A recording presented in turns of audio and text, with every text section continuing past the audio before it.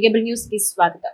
సొంత చెల్లి కట్టుకున్న చీర గురించి మాట్లాడిన జగన్ నుంచి మంచిని ఆశించడం సరికాదని హోంమంత్రి వంగలపూడి అనిత అన్నారు. రప్పా రప్పా నరుకుతామని అంటుంటే కేసులు పెట్టకుండా ఎలా ఉంటామని హోంమంత్రి వంగలపూడి అనిత ప్రశ్నించారు. మీడియా సమావేశంలో ఆమె మాట్లాడుతూ ప్రభుత్వంపై బురద జల్లాలని జగన్ చూస్తున్నారన్నారు. జగన్ ని సీఎం గా ఉండగా చంద్రబాబు ఇంటికి తాడు కట్టారని ఇప్పుడు ప్రజాస్వామ్యం గురించి మాట్లాడుతున్నారని ఎద్దేవా చేశారు. టీడీపీ ప్రతిపక్షంలో ఉండగా చంద్రబాబు పర్యటనలను అడ్డుకుని తనపై ఎస్సీ ఎస్టీ కేసు పెట్టారని అనిత తెలిపారు. అవినీతి అరాచకానికి వైసీపీ విత్తనం వేసిందని, వివేక హత్యతో ఆ విత్తనం పెరిగిందన్నారు. సీఎం చంద్రబాబు అభివృద్ధి విత్తనాలు వేస్తున్నారన్నారు. సినిమా డైలాగు బ్యానర్ లో వేస్తే తప్పు కాదు అంటున్న జగన్ పటాభి బోస్ డీకే అంటే ఎందుకు అరెస్ట్ చేశారు అని ప్రశ్నించారు. బోస్ డీకే కూడా సినిమా డైలాగ్ కాదా అన్నారు. పేర్ని నాని నోటికొచ్చినట్టు మాట్లాడుతూ కుటుంబ సభ్యుల్ని కూడా విమర్శిస్తున్నారని, చీకట్లో వేసేయాలా, చంద్రబాబు ఇంకా ఎంతకాలం బతుకుతాడు అంటూ దిగజారి మాట్లాడుతున్నారన్నారు. ఏం మాట్లాడినా చెల్లుబాటు అవుతుందని అనుకుంటే ఎలా అని మంత్రి అనిత ప్రశ్నించారు. ప్రసన్న కుమార్ రెడ్డి ఇంటిపై దాడి చేశారని జగన్ అంటున్నారని, అయితే ప్రసన్న వ్యాఖ్యలను కూడా కోర్టు కూడా తప్పు పట్టిందని మంత్రి అనిత అన్నారు. ఒకటే చెప్తా, ఆయన ముఖ్యమంత్రిగా ఉండేటప్పుడు ప్రతిపక్ష నాయకుడు ఇంటికి తాడులు కట్టిన వాడు కూడా ఈరోజు ప్రజాస్వామ్యం గురించి మాట్లాడుతున్నాడు. ప్రతిపక్ష నాయకుడిని బయటికి రానివ్వకుండా ఎయిర్పోర్టుల్లోని అడ్డగించి వాళ్ళ వైసీపీ గూండాలతోని నానా మాటలు మాట్లాడించి, బూతులు మాట్లాడించి ఎయిర్పోర్ట్లోంచి బయటికి కూడా రానివ్వకుండా చేసిన వాడు ఈరోజు ప్రజాస్వామ్యం గురించి మాట్లాడుతున్నాడు. అదేవిధంగా ఈరోజు చంద్రబాబు నాయుడు ముఖ్యమంత్రి చేసిన వ్యక్తిని తిరుపతి ఎయిర్పోర్ట్లో ఆపారు, విశాఖపట్నం ఎయిర్పోర్ట్లో ఆపారు, రామతీర్థాలు వెళ్తూ ఉంటే నడి రోడ్డు మీద కూర్చునే పరిస్థితి తీసుకొచ్చారు. కనీసం అక్కడ కూడా పోనివ్వలేదు. ఇంకా మేమైతే మీకు సరే ఇక్కడ కూర్చున్న ప్రతి ఒక్కరం కూడా కేసులు మా మీద పెట్టి మమ్మల్ని భయభ్రాంతులు చేయడానికి ప్రయత్నించిన వాళ్ళు. అతి ముఖ్యంగా ప్రజాస్వామ్యం గురించి మాట్లాడుతుంటే ఇందాకే గౌరవ మంత్రి గారు కూడా గుర్తు చేశారు. మా మీద ఎస్సీస్ మీద కూడా ఎస్సీ అట్రాసిటీ కేసు పెట్టే పరిస్థితి ఈరోజు వచ్చిన పరిస్థితి నుంచి ఈరోజు ఆయన ప్రజాస్వామ్యం గురించి మాట్లాడటం. ఆయన ప్రజాస్వామ్యం గురించి మాట్లాడుతూ ఆయన అంటాడు, ఈరోజు చంద్రబాబు నాయుడు గారు వేసిన విత్తనం అని. మీరు వేశారు అటువంటి విత్తనం. అవినీతికి పరాకాష్ఠగా, అరాచకానికి పరాకాష్ఠగా ఒక విత్తనం పడేసి ఎప్పుడు విత్తనం వేశారా అంటే ఫస్ట్ నుంచి ఉంది. దానికి గట్టి విత్తనం పడింది వివేకానందరెడ్డి హత్య దగ్గర నుంచి గట్టి విత్తనం పడింది. ఆ రోజు నుంచి మీరు ఈ రాష్ట్రాన్ని సర్వనాశనం చేయడానికి మీరు పూనుకుంటే ఈరోజు తిరిగి ఎన్డీఏ కూటమి వచ్చి మళ్ళీ ఈరోజు ఎటువంటి విత్తనాలు వేస్తున్నారు చంద్రబాబు నాయుడు గారు అంటే ఒక క్వాంటమ్ వ్యాలీ, ఒక డీప్ టెక్, అదేవిధంగా ఒక టెక్నాలజీ, ఇలాంటి విత్తనాలు వేసి ఈరోజు బనకచర్ల దగ్గర నుంచి నీరు ఎలా ఇస్తాము, లేకపోతే హంద్రినేవాకి నీరు ఎలా ఇవ్వాలి, ఇలాంటి వాటి మీద మేము పనిచేస్తూ ఉంటే తిరిగి మీరు మా మీద బురద చల్లే పరిస్థితి. ఈరోజు సినిమా డైలాగులు మాట్లాడుతున్నారు. అరే సినిమా డైలాగులు మీరు చెప్పినవి కరెక్టే, ఎవరైనా మాట్లాడుకోవచ్చు అని అనుకుంటే కనుక నేను ఒకటి చెప్తా, 2-3 అడుగుతానండి. లాస్ట్ పట్టాభి గారు ఏదో మాట్లాడితే బోస్ డీకే అని పదం ఉపయోగించారు. మరి అది నాకు తెలిసి సినిమాల్లో వాడిన పదమే.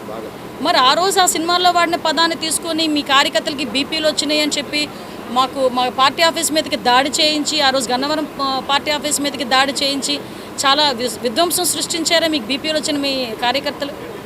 ఈరోజు మళ్ళా మేము ఎందుకు దాని మీద చర్యలు తీసుకోకూడదు?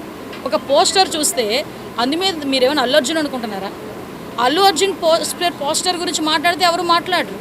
మీ బొమ్మేసి పైన రపారపా నరుకుతామని చెప్పి మాట్లాడితే కేసులు పెట్టరా అండి? ఇది ప్రజాస్వామ్యం అనుకుంటున్నారా? మనం ఏమన్నా అడవుల్లో ఉన్నాం అనుకుంటున్నారా? అంటే నోటికి వచ్చినట్టు ప్రజాస్వామ్యంలో బయటకు వస్తే మాట్లాడేస్తే రాజకీయంగా ఏది మాట్లాడినా చెల్లుబాటు అయిపోతుంది అనుకుంటున్నారా? నిజంగా సినిమా డైలాగులకు మేము పట్టించుకోవాల్సిన అవసరం లేదని మీరు అనుకుంటే వివేకం అన్న సినిమాని ఆ రోజు ఆపాలని చెప్పేసి ధర్నాలకు దిగి కోర్టులకు వెళ్ళిన సందర్భాన్ని గుర్తులేదా జగన్మోహన్ రెడ్డి గారు? ఇలా మేము మాట్లాడాలనుకుంటూ పోతే చాలా మాట్లాడవచ్చు. కానీ ఒకటి మేము చెప్తున్నాం, ఈరోజు మీరు మాట్లాడితే మా వాళ్ళు 50,000 మంది ఉన్నారు, మీ తర్వాత మా చేతుల్లో కూడా ఉన్నది, ఏం బెదిరిస్తున్నారా? ఇలా బెదిరించే కదా 11 సీట్లకు తెచ్చుకున్నారు. ఈరోజు మళ్ళీ బెదిరించే పరిస్థితి మీరు మళ్ళీ శ్రీకారం చుడుతున్నారా? మేము న్యాయబద్ధంగా వెళ్తున్నాం, ఈరోజు యాజ్ పర్ లా వెళ్తున్నాం. ఈరోజు మేము చేసే అలాగని చెప్పేసి మీరు నోటుకొచ్చినట్టు ఏం మాటలు మాట్లాడినా నోరు మూసుకునే పరిస్థితి కాదు. రాష్ట్రంలో అతిపెద్ద పోలీసు శిక్షణ కేంద్రం మచిలీపట్నంలో ఏర్పాటవుతూ ఉండడం ముదావహమని రాష్ట్ర హోంశాఖ మంత్రి వంగలపూడి అనిత అన్నారు. రాష్ట్రంలో అతిపెద్ద పోలీసు శిక్షణ కేంద్రం మచిలీపట్నంలో ఏర్పాటవుతూ ఉండడం ముదావహమని రాష్ట్ర హోంశాఖ మంత్రి వంగలపూడి అనిత అన్నారు. కారాగృహంలో పోలీసు శిక్షణ కేంద్రానికి మంత్రి కొల్లు రవీంద్రతో కలిసి హోం మంత్రి వంగలపూడి భూమి పూజ చేశారు. రాష్ట్రంలోని అతిపెద్ద పోలీసు శిక్షణ కేంద్రానికి మచిలీపట్నంలో శంకుస్థాపన చేయడం సంతోషంగా ఉందని, ఈ సందర్భంగా ఆమె అన్నారు. సుమారు 46 ఎకరాల్లో 32 కోట్లతో శిక్షణ కేంద్రం ఏర్పాటు చేయడం ద్వారా ఉమ్మడి జిల్లా పోలీస్ సిబ్బంది మొత్తానికి ఇక్కడే శిక్షణ ఇచ్చే అవకాశం లభిస్తుందన్నారు. 15,000 చదరపు మీటర్ల విస్తీర్ణంలో అడ్మినిస్ట్రేషన్ భవనాల ఏర్పాటు ద్వారా పోలీసులకు అత్యుత్తమ శిక్షణ అందించే అవకాశం లభిస్తుందన్నారు. గత 5 ఏళ్లు రాష్ట్రంలో అరాచకాన్ని ప్రోత్సహించారని, దాడులు దౌర్జన్యాలతో పోలీసు వ్యవస్థపై ప్రజల్లో ప్రతికూల పరిస్థితి కల్పించారన్నారు. కూటమి పాలనలో అధికారులకు గౌరవం ఇస్తున్నామని, ఫ్రెండ్లీ పోలీసింగ్ ద్వారా ప్రజలకు అండగా నిలుస్తున్నామన్నారు. రాష్ట్ర మంత్రి కొల్లు రవీంద్ర మాట్లాడుతూ మచిలీపట్నంలో ఇంత పెద్ద శిక్షణ కేంద్రం ఏర్పాటుకు సహకరించిన మారిటైమ్ బోర్డుకు ధన్యవాదాలు తెలిపారు. ఎక్సైజ్ అధికారుల శిక్షణ కేంద్రాన్ని ఇక్కడే ఏర్పాటు చేసేందుకు ప్రయత్నిస్తున్నామన్నారు. గత 5 ఏళ్లు ప్రభుత్వ ఆస్తుల్ని కబ్జా చేశారని, వందల కోట్ల విలువైన ప్రభుత్వ భూముల్ని ఆక్రమించుకున్నారన్నారు. కానీ కూటమి ప్రభుత్వం ఆస్తులు సృష్టించాలనే లక్ష్యంతో అడుగులు వేస్తోందన్నారు. మచిలీపట్నం పోర్టు నిర్మాణం పూర్తయ్యాక భద్రత మరింత అవసరమవుతుందన్నారు. అవసరమైన మేరకు మచిలీపట్నం పరిధిలో మెరైన్ పోలీస్ స్టేషన్లకు ఏర్పాటుకు ప్రభుత్వం కట్టుబడి ఉందని ఆయన తెలిపారు. బూతులు మాట్లాడే వారి పట్ల కఠిన చర్యలు తీసుకునేలా చట్టం చేయాల్సిన అవసరం ఉందన్నారు. పింగళి వెంకయ్యకు భారతరత్న ఇచ్చే వరకు పోరాటం చేస్తామని మంత్రి కొల్లు రవీంద్ర అన్నారు. ఈ కార్యక్రమంలో ఆర్టీసీ చైర్మన్ కొనకళ్ళ నారాయణరావు, ప్రభుత్వ విప్ గన్నవరం ఎమ్మెల్యే యార్లగడ్డ వెంకట్రావు, గుడివాడ పామరు ఎమ్మెల్యేలు వెలిగెండ్ల రాము, వర్ల కుమార్ రాజా, ముడా చైర్మన్ మట్టా ప్రసాద్, రాష్ట్ర గిడ్డంగుల కార్పొరేషన్ చైర్మన్ రావి వెంకటేశ్వరరావు, ఇతర ప్రజా ప్రతినిధులు, ఏలూరు రేంజ్ ఐజీ అశోక్ కుమార్, జిల్లా ఎస్పీ ఆర్ గంగాధర్ రావు తదితరులు పాల్గొన్నారు. అంటే ఒక ట్రైనింగ్ సెంటర్ లేదు, అదేవిధంగా వాళ్ళకి జీప్ ఇందాక మా పెద్దలు చెప్పినట్టుగా వెహికల్స్ లేవు, వాళ్ళకి even finger print authentication system కి డబ్బులు కట్టిన సందర్భాలు లేవు, సీసీ కెమెరాలు మెయింటెనెన్స్ లేవు. ఓవరాల్ గా గౌరవ చంద్రబాబు నాయుడు గారు సీఎం అయిన తర్వాత లా అండ్ ఆర్డర్ విషయంలో ఇప్పుడు కూడా చాలా కఠినంగా ఉంటారు. దానికి సంబంధించి వాళ్ళకి ఇవన్నీ లేవని నాకు ఫస్ట్ రివ్యూ మీటింగ్స్ లో చెప్పిన తర్వాత నిజంగా చాలా పెద్ద పని ఉంది అనుకున్నాం. దాని నుంచి ఈ 1 year లో కూడా ఒకటి చేసుకుంటూ ఈరోజు ట్రైనింగ్ సెంటర్లే కాదు, police stations inaugurations, police stations కి ఫౌండేషన్ స్టోన్స్, అదేవిధంగా ఈ ఫింగర్ ప్రింట్ అథెంటికేషన్ కి మళ్ళీ మెయింటెనెన్స్ చార్జెస్ ఇవ్వడం, మళ్ళీ తిరిగి సీసీ కెమెరాలు పునరుద్ధరించుకోవడం. ఇందాకే డిఐసీ గారు చెప్పారు, దగ్గర 1,00,000 CCTV కెమెరాస్ ఈ రోజు ఏర్పాటు చేయడానికి కంకణ కట్టుకుంటే ఏలూరు డివిజన్ లోనే దగ్గర 25,000 సీసీ కెమెరాలు ఈ రోజు ఏర్పాటు చేసుకోవడం. మన విజయవాడ కమిషనరేట్ ఆల్మోస్ట్ అన్ని ఊర్లలోని కూడా ఈ రోజు మనం సీసీ కెమెరాస్ ఏర్పాటు చేసుకోవడం. అంటే ఈ రోజు ఒక పోలీసింగ్ ని మనకు ఒక డ్యాగ్ ఒక CC camera equal to 100 eyes. So దాని నేపథ్యంలోనే ఈ రోజు సీసీ కెమెరాను ఏర్పాటు చేసుకోవాలి. ముఖ్యంగా డ్రోన్ కల్చర్ అయితే ఈ రోజు ఎవరు చూస్తుండరు. మన రీసెంట్ గా నేను మన వైజాగ్ లో కూడా ఒక డ్రోన్ ఇనాగ్రేట్ చేయడం జరిగింది. ఆ దగ్గర 8.5 లక్షల రూపాయలు. ఈ రోజు ఈ సీకోస్ట్ లాంటిది, సీకోస్ట్ లో కానీ ఏదైనా ఓపెన్ గా ఎవరైనా డ్రింకింగ్ చేయడం కానీ, ఓపెన్ గా ఈ జూదం ఆడటం కానీ అలాంటి చోట తెలిస్తే వాళ్ళు ఈవెన్ దో ఒక డ్రోన్ పంపించితే ఆ డ్రోన్ చూసి ఇంతకు ముందు పోలీస్ సైరన్ వింటే పరిగెట్టేవారు, ఈరోజు డ్రోన్ సౌండ్ వింటే పరిగెడుతున్నారు అందరూ కూడా. సో అంతవరకు ఈ రోజు తీసుకురాగలరు. ఇదే కాదు, గాంజాని నిర్మూలించడానికి స్పోర్ట్స్ కూడా సంబంధించి వాళ్ళకి ట్రాక్ కానీ అవన్నీ కూడా చాలా అద్భుతంగా డిజైన్ చేయడం జరిగింది. నాకైతే ఇప్పుడు మేము కూడా ఎక్సర్సైజ్ ఒకటి ఏర్పాటు చేయాలి.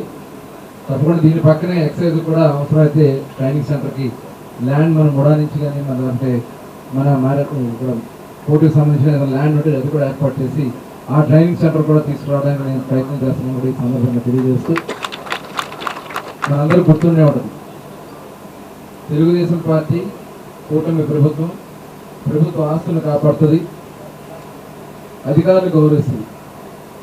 కానీ గత ప్రభుత్వంలో మనందరూ తెలుసు, మన పుట్టక ముందు నుంచి బ్రిటిష్ కాలం నుంచి మచిలీపట్నంలో మన సాయిబాబా గుడి బ్యాక్ సైడ్లో అక్కడ పోలీస్ క్వార్టర్స్ ఉన్నాయి.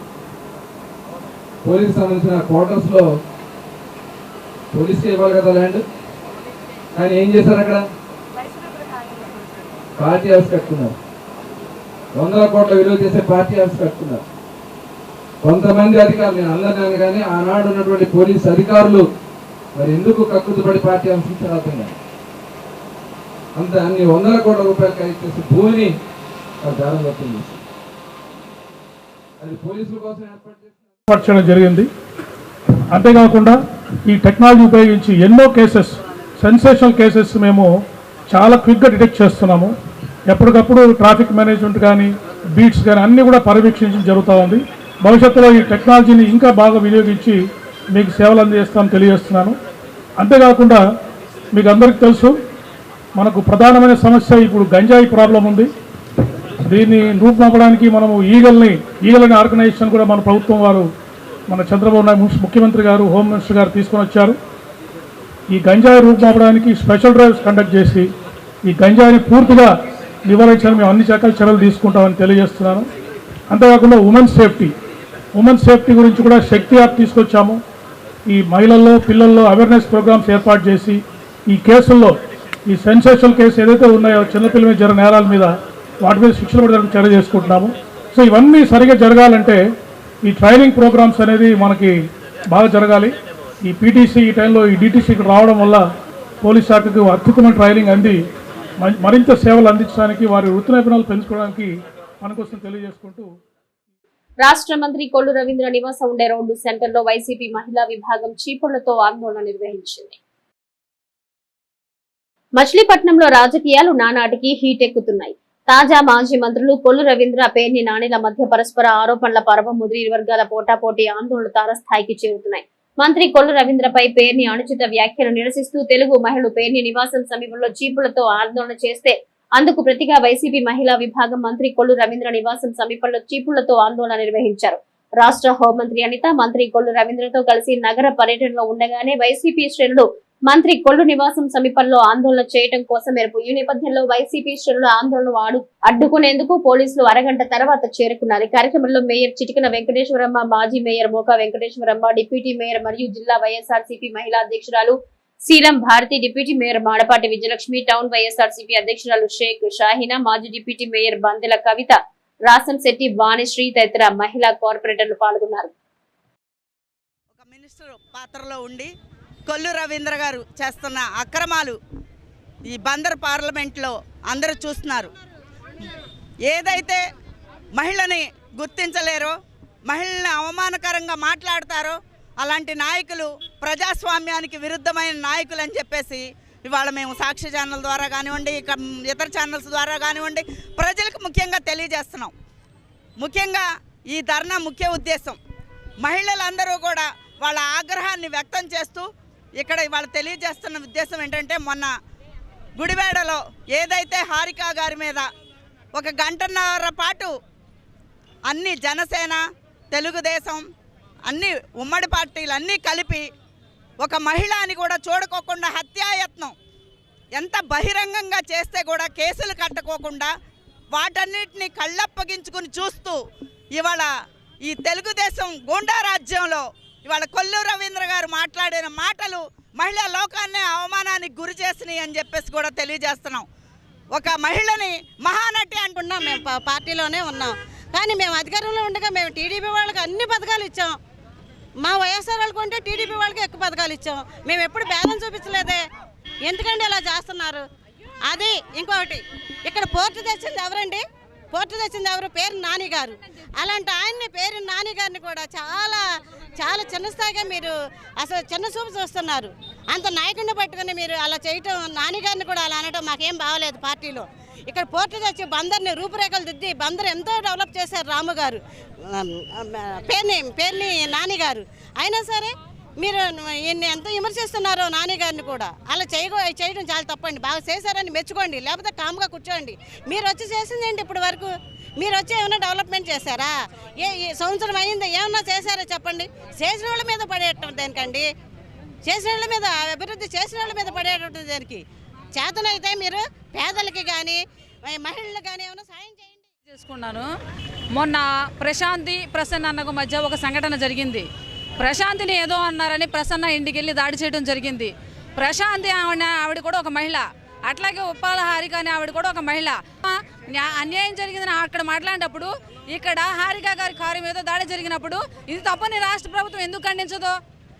హోమ్ మినిస్టర్ గారు ఎందుకు ఖండించరండి? ఒక మహిళ, అక్కడైనా మహిళ, ఇక్కడైనా మహిళ, ఆవిడమైనా మహిళ, ఈవిడైన మహిళ. అంటే వాళ్ళ గవర్నమెంట్లో ఉన్న పని చేసే వాళ్ళు మాత్రము వాళ్ళు సరి చేసుకుంటారు, బయట వాళ్ళని అయితే వదిలేస్తారండి.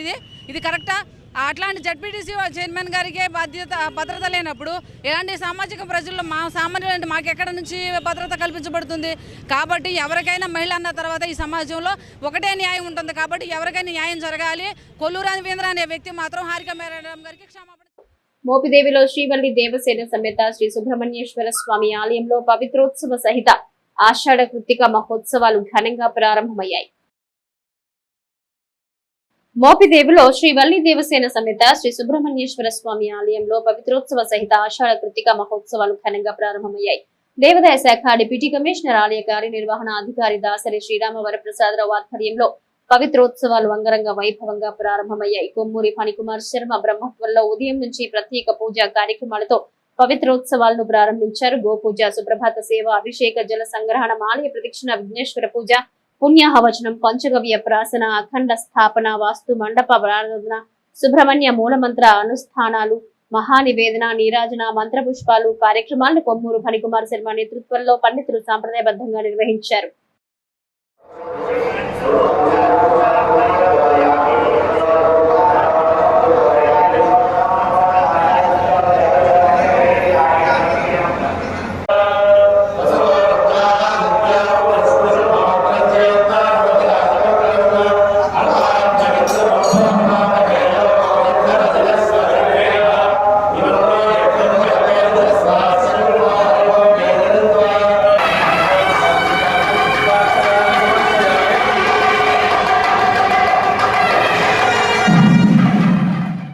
ప్రధానమంత్రి ఫసల్ బీమా యోజనపై ప్రత్యేక దృష్టి సారించి పంటలు వేసిన రైతులంతా బీమా చేయాలని జిల్లా కలెక్టర్ డికే బాలాజీ విజ్ఞప్తి చేశారు.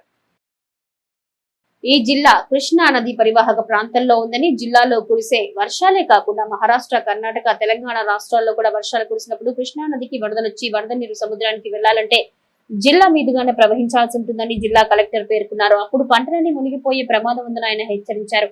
వరదలొచ్చి పంటలు మునిగిపోతే పంటలు బీమానే రైతులను ఆదుకుంటుందన్నారు. పంట నష్టం వచ్చినప్పుడు రైతులు బాధపడే కంటే ముందుగానే జాగ్రత్త పడి బీమా చెల్లించడం ఎంతో శ్రేయస్కరమన్నారు. జిల్లాలో కేవలం 46 మంది రైతులు మాత్రమే పంటల బీమా చేసుకోవడం చాలా ఆశ్చర్యంగా ఉందన్నారు. ఇందులో పంటల బీమాపై రైతులకు సమాచార లోపం ఉన్నట్టు స్పష్టంగా కనిపిస్తోందన్నారు. గత ఏడాది సంభవించిన బుడమేరు వరదల్ని గుర్తు చేస్తూ రైతులు మేల్కొనేలా బ్యాంకు మేనేజర్లు, వ్యవసాయ అధికారులు, సహాయకులు జాగృతి పరచాలన్నారు. కృష్ణా జిల్లా రైతు సోదరులందరికీ కూడా మీ ఇంటి కొడుకు బాలాజీ చేసే నమస్కారం. ఈ ఒక వీడియోని 2 ముఖ్య విషయాల్ని మీతో పంచుకోవాలి అనే ఉద్దేశంతో చేస్తున్నాను. మొదటి విషయం పంట బీమా. మన జిల్లాలో పంట బీమాకు ప్రీమియం చెల్లించి నమోదు చేసుకునే కార్యక్రమం మొదలైంది. మీరందరూ కూడాను బ్యాంకుల్లో, సచివాలయాల్లో, మీ సేవా సెంటర్లలో వెళ్లి పంట బీమాకి నమోదు చేసుకోవచ్చు. ప్రకృతి వైపరీత్యాల వల్ల పంట నష్టం జరిగినచో ప్రతి ఎకరానికి 41,000 పైచులకు సాయం మనకు బీమా ద్వారా వస్తుంది. ప్రకృతి వైపరీత్యాల వల్ల రైతు ఇబ్బందిలో ఉన్న సమయంలో ఆదుకునేది పంట బీమా ఒకటే. దయచేసి దాన్ని ఉపేక్షించకుండా అందరూ కూడా నమోదు చేసుకోవాలి అని కోరుకుంటున్నాను. గత సంవత్సరం బుడమేరు వరదల వల్ల అందరూ కూడా నష్టపోయారు. అలాంటి ఇబ్బంది లేకుండా ఉండాలి అంటే మనం తప్పనిసరిగా పంట బీమాలో నమోదు చేసుకోవాలి. అందరూ కూడా నమోదు చేసుకుంటారని ఆశిస్తున్నాను. రెండో అంశం ఏంటి అంటే యూరియాకు సంబంధించి జిల్లాలో యూరియా కొరత ఉంది అనే ఒక తప్పు అవగాహన కొంతమంది రైతుల్లో నెలకొండే విషయం నా దృష్టికి వచ్చింది. యాక్చువల్లీ జిల్లాలో సీజన్ మేరకు సరిపడినంత యూరియా సరుకు ఉంది. రైతులు ఎటువంటి ఆందోళన చెందే అవసరము లేదు. 50% సొసైటీల ద్వారా, 50% ప్రైవేట్ వర్తకుల ద్వారా యూరియా సరఫరా చేసేదానికి అన్ని చర్యలు తీసుకున్నాము. ఎవరు ఆందోళన చెందొద్దు. ఎవరు కూడా మనకు యూరియా దొరకదేమో అనుకుని ఎక్కువ కొనుక్కొని దాచిపెట్టుకునే అవసరం. మోపిదేవి మండల పరిధిలోని ఉత్తర చిరువోళ్లు లంకలో P4 సోషల్ ఆడిట్ గ్రామ సభను నిర్వహించారు. మోపిదేవి గ్రామ సచివాలయం వద్ద పంచాయతీ సర్పంచ్ చింతా శ్రీనివాసరావు అధ్యక్షతన మండల పరిషత్ సూపరింటెండెంట్ ఆకుల పాండురంగారావు ఆధ్వర్యంలో గ్రామ సభను ఏర్పాటు చేశారు. P4 లో భాగంగా ఇంటింటి సర్వేలో 96 పేద కుటుంబాలను గుర్తించినట్లు పంచాయతీ కార్యదర్శి వల్లభనేని నాగబాబు తెలిపారు. పేదరికానికి గుర్తించిన కుటుంబ వివరాలను గ్రామ సభలో నాగబాబు వెల్లడించారు. పాఠశాల ప్రధానోపాధ్యాయులు నడికుదుటి ఉమా మహేశ్వరరావు, PCS కార్యదర్శి అల్లంశెట్టి ఏసయ్య, వెల్ఫేర్ అసిస్టెంట్ లుక్క రాణిలతో పాటు పలువురు గ్రామ సచివాలయ ఉద్యోగులు, గ్రామస్తులు పాల్గొన్నారు. దీనికి సంబంధించి ఆల్రెడీ P4 సర్వే అనేది ఇంటింటికి జరగడం జరిగిందండి. అయితే ఇక్కడ పూరిస్ట్ ఆఫ్ ది పూర్ అనే దానికంటే కూడా ఉన్నటువంటి అన్ని హౌస్ హోల్డ్స్లో కూడా చివరన ఉన్నటువంటి 20% దాన్ని తీసుకోవడం జరిగిందండి. దానికి సంబంధించి మనకి ఈ సెక్రటేరియట్ పరిధిలో అంటే ఉత్తర చిరువలంక గ్రామ పరిధిలో ఉన్నటువంటి మేళమర్తిలంక మరియు ఉత్తర చిరువలంక గ్రామ పంచాయతీ కలిపి 96 మంది రావడం జరిగిందండి. ఇందులో 14 మంది మేళమర్తికి సంబంధించిన వారు ఉన్నారు. అటెండ్ అయినటువంటి ఫ్యామిలీ లిస్ట్ చదువుతారు ఇక్కడ. వాళ్ళందరూ కూడా బంగారు కుటుంబాలు అంటే బాగా లేని వాళ్ళైనా, అట్లాగే లేని వాళ్ళుగా ఉన్న వాళ్ళలో ఈ ఊళ్ళో ఇంకెవరన్నా ఇందులో ఎంటర్ అవ్వలేదా? కొంతమంది ఆ సర్వేకి వచ్చిన చేసి ఊళ్ళో లేదని చెప్పేసి గ్రామంలో లేదని రాసేస్తారు. అలా ఎవరైనా రాసిన వల్ల ఈ లిస్టులోకి ఎక్కలేదా? అలాంటి వాటిని ఐడెంటిఫై చేసి ఇంకెవరైనా అర్హులు ఉంటే మార్పులు ఐడెంటిఫై కూడా చేసుకుని మనం ఫైనల్గా మనం తయారు చేసుకుని ముఖ్యంగా ఈ గ్రామంలో బాగా కష్టపడ్డ స్థితిమంతులు వాళ్ళని కన్విన్స్ చేసి ఈ బంగారు కుటుంబాలను వాళ్ళకి నూతనంగా ఏర్పడిన దివి ఏఎంసీ పాలక వర్గం రైతులు సంక్షేమానికి యార్డ్ అభివృద్ధి కోసం పనిచేయాలని అవనిగడ్డ ఎమ్మెల్యే మండలి బుద్ధప్రసాద్ సూచించారు. అట్టహాసంగా దివి ఏఎంసీ నూతన చైర్మన్ గా కొల్లూరు వెంకటేశ్వరరావు పాలకవర్గం ప్రమాణ స్వీకారం జరిగింది. నూతనంగా ఏర్పడిన దివి ఏఎంసీ పాలకవర్గం రైతులు సంక్షేమానికి యార్డ్ అభివృద్ధి కోసం పనిచేయాలని సందర్భంగా అవనిగడ్డ ఎమ్మెల్యే మండలి బుద్ధప్రసాద్ సూచించారు. నూతన పాలక వర్గానికి ఆయన అభినందనలు తెలిపారు. పార్టీ కోసం చిత్తశుద్ధితో పనిచేసిన వారికి సముచిత స్థానం ఉంటుందనడానికి ఇది నిదర్శనమన్నారు. టీడీపీ నేత కొల్లూరు వెంకటేశ్వరరావు నూతన ఏఎంసీ చైర్మన్ గా, వైస్ చైర్మన్ గా రాజనాల వీరబాబు తదితర నూతన పాలక వర్గంతో ఎమ్మెల్యే మండలి బుద్ధప్రసాద్ ప్రమాణ స్వీకారం చేయించారు. ఈ మార్కెట్లు 2 ఉన్నాయి ఇక్కడ, నాగార్జున కోటి కానీ ఏకమగా ఫంక్షన్లో లేదు. ఏకమొక్క దాదాపు 10 ఎకరాల స్థలంలో మనం అప్పుడు ఏర్పాటు చేశారు. కానీ అది కట్నీ కూడా అన్ని పాడైపోయినట్టున్నాయి. కానీ ఇక్కడ బాలవాడి దగ్గర ఉన్నప్పుడు ఈ 4 ఎకరాల ఖాళీ స్థలంలో ఆ రోజు స్టేట్ వేర్ హౌసింగ్ కార్పొరేషన్ నుంచి మనం ఇక్కడ వాళ్ళ లీజ్ ఇచ్చి ఇవాళ ఇక్కడ ఈ గోడౌన్ నిర్మించడం. అలాగే మాజేరులో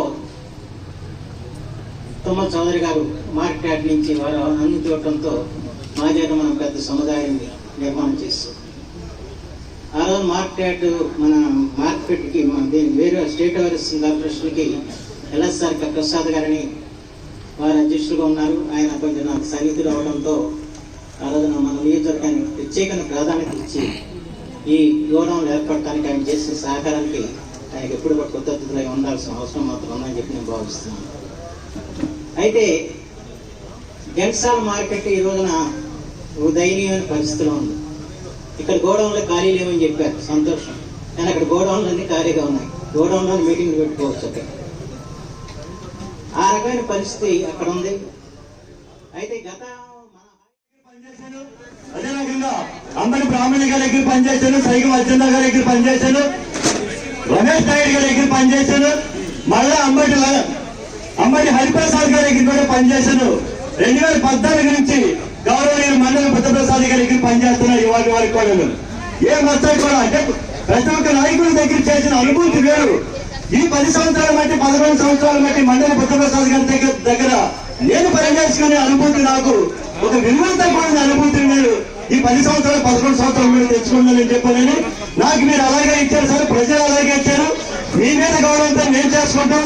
నాకు అలాగే ప్రజలు కూడా బుద్ధప్రసాద్ గారికి ఏదైనా సరే చెప్పుకోవాలి, చెందాలి, ఏదైనా సరే చెయ్యాలి అని చెప్పానని మాటలు కానీ ఆలోచన కానీ కూడా నాకు కలిగించారు సార్. ఏ ఒక్క నియోజకవర్గంలో గతంలో 5 సంవత్సరాల్లో చేసుకున్న ఏ పనైనా సరే మీకు కొన్ని తెలిసేసిన కార్యక్రమాలను, మీకు తెలియకుండా చేసిన కార్యక్రమాలు కూడా ఎప్పుడు కూడా ఏ రోజుని కూడా ఎందుకైనా ఎలా చేసామని చెప్పని కూడా ఎవరు కూడా అడిగిన సందర్భంలో తమ కూడా నన్ను అడిగిన సందర్భం కూడా లేదు సార్. సిటీ కేబుల్ న్యూస్ సమాప్తం.